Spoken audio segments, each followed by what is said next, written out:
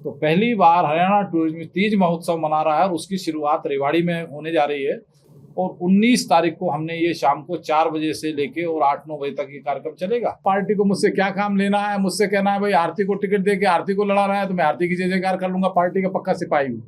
मुझे लगेगा रणधीर कापड़ीवास जी आते हैं, उनको पार्टी टिकट देती है, मैं रणधीर भाई मेरे बड़े भाई है, मैं उनके लिए जय जयकार कर लूंगा। मुझे कि वो 6-6 बार जो है वो यहाँ से विधायक बन गए, अब 7वीं बार बेटा बन गया,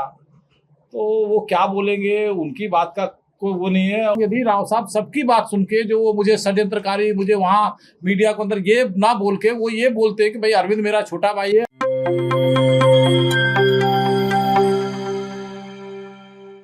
अवसर था आगामी 19 अगस्त को रेवाड़ी के बाल भवन में आयोजित होने वाले तीज महोत्सव के निमंत्रण का। हरियाणा पर्यटन निगम के चेयरमैन अरविंद यादव ने पत्रकारों से बातचीत में जैसे ही आम लोगों से तीज महोत्सव में बढ़ चढ़कर भागीदारी का आह्वान करने के बाद सवालों का सिलसिला शुरू किया,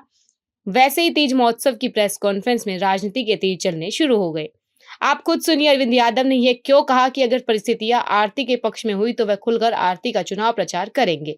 अगर टिकट रणधीर सिंह कापड़ीवास को मिली तो वह उनका भी चुनाव प्रचार करेंगे, और पार्टी उन्हें चुनाव लड़ने के लिए कहती है तो वह पीछे नहीं हटेंगे। आप खुद ही उन्हीं की जुबानी सुनिए, उन्होंने राव इंद्रजीत सिंह के साथ चुनाव पूर्व हुए विवाद पर क्या कुछ कहा। आइए अरविंद यादव की जुबानी सुनते हैं विस्तार से सारी बातें। यदि राव साहब सबकी बात सुन के जो वो मुझे षड्यंत्रकारी, मुझे वहाँ मीडिया के अंदर ये ना बोल के वो ये बोलते कि भाई अरविंद मेरा छोटा भाई है, अरविंद को टिकट नहीं मिली, मैंने सुनील मूसेपुर के लिए सिफारिश की, मेरी बात संगठन ने मान ली, अरविंद की बात नहीं मानी, अरविंद मेरा छोटा भाई है, मैं विश्वास दिलाता हूं कि अरविंद के मान सम्मान में कमी नहीं आने दूंगा।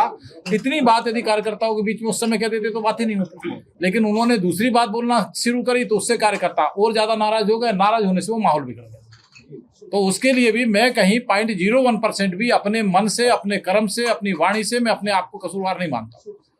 वो शब्दों का चयन करके ठीक तरीके से राव साहब रख देते उस समय पर, तो ये जो एपिसोड हुआ जो आज तक भी चर्चा में रहता है, इसके बाद भी 3 साल होने के बाद गंगा जमुना में इतना पानी बह गया, वो बार बार कभी जयचंद कभी इनामी जयचंद कहते रहे, तो उनको भी छोटा भाई समझ के इन बातों से ऊपर के वो तो राष्ट्रीय स्तर के नेता हैं, इतनी बार सांसद बन गए, केंद्र में इतनी बार मंत्री बन गए, प्रदेश में बन गए, इतनी छोटी बातों से उनको रात गई बात को भूलना चाहिए था उनको, लेकिन वो गाये बजाय इन सब बातों को रखते। और हम लोगों ने भी जीवन संगठन में लगाया, संगठन को हमारी भी उपयोगिता का पता है, तो ये सब बातें समय के साथ ठीक हो जाती है, कोई बात नहीं।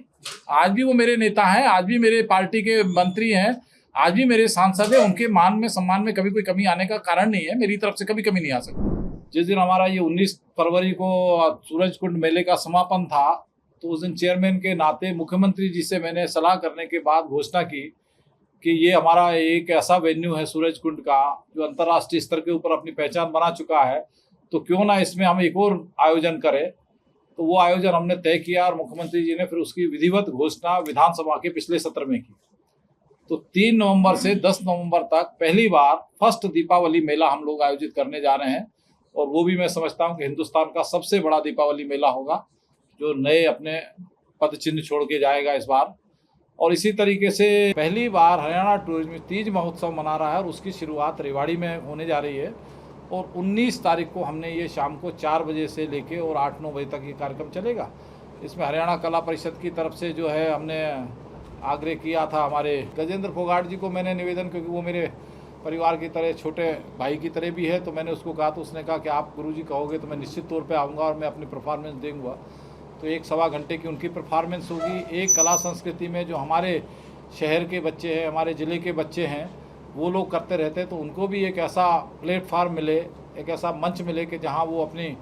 कला को, अपनी संस्कृति की छटा बिखेर सकें। तो ये प्रयास भी था, तो उन लोगों को भी 1-1.25 घंटे का कार्यक्रम उनका रखा है। तीसरा, हमारे गाँव की हमारी बहनें हैं जिनकी प्रतिभा गांव तक ही सिमट के रह जाती है शादी में, विवाह में,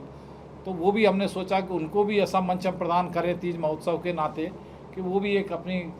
कला को यहाँ प्रदर्शित कर सके। तो 1-8 घंटे का कार्यक्रम हमने उन बहनों का भी रखा है। तो ये तो हमारी बदायूं की सांसद हैं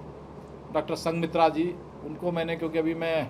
महाजनसंपर्क अभियान के तहत 4 लोकसभा के प्रवास पर था, तब मेरा परिचय उनसे हुआ था, उनकी लोकसभा में भी गया था बदायूं, तो उनको मैंने आग्रह कहा, तो उन्होंने कहा भाई साहब मैं ज़रूर आऊँगी, आपने मुझे याद किया है। तो वो हमारी मुख्य अतिथि होंगी। और हरियाणा भाजपा की तरफ से भी हमने इनकी, ये भी तीज महोत्सव मनाते थे, तो इनको भी मैंने प्रदेश अध्यक्ष को आग्रह किया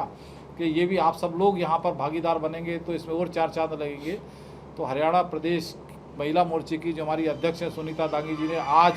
वर्चुअली मीटिंग करके उन्होंने अपने 7 ज़िले की बहनों को कहा है कि आपको सबको इस कार्यक्रम में, क्योंकि जो रेवाड़ी के नज़दीक के 7 ज़िले हैं,